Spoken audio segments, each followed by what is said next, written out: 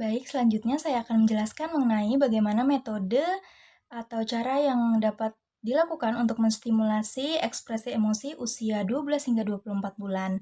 Nah, jadi dalam rentang usia ini, anak baru bisa menggunakan atau anak mulai bisa menggunakan berbagai emosinya sendiri untuk mendatangkan reaksi emosi tertentu dari orang dewasa, kemudian tersenyum terhadap bayangannya sendiri di cermin, kemudian mengungkapkan emosi melalui mimik wajah, menggunakan kata-kata sederhana atau bahasa tubuh yang kompleks untuk mengungkapkan keinginan untuk berdekatan dengan manusia lainnya, dan juga suka bermain peran sendirian.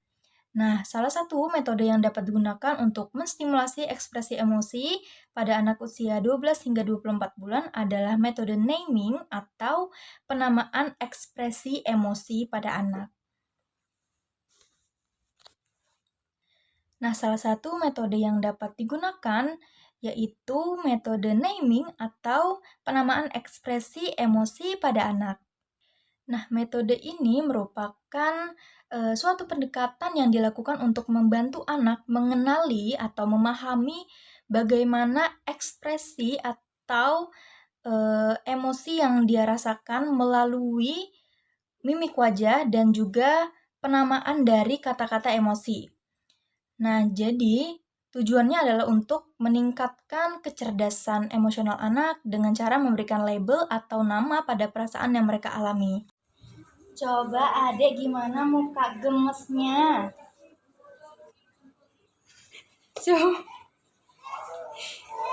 Coba adek gimana kalau adek lagi senang?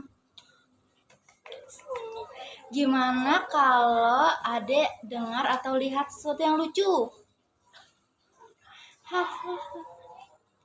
Gimana muka marahnya? Gitu ya? Ih, pintar. Clap, clap hand.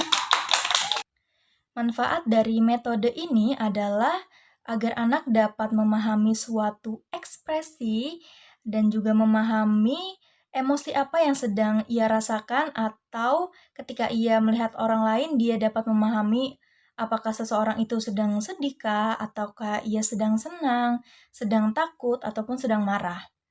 Nah, pada intinya metode ini digunakan paling tidak agar anak dapat belajar mengenali emosi mereka sendiri, serta dapat juga mengenali ekspresi emosi dari orang lain.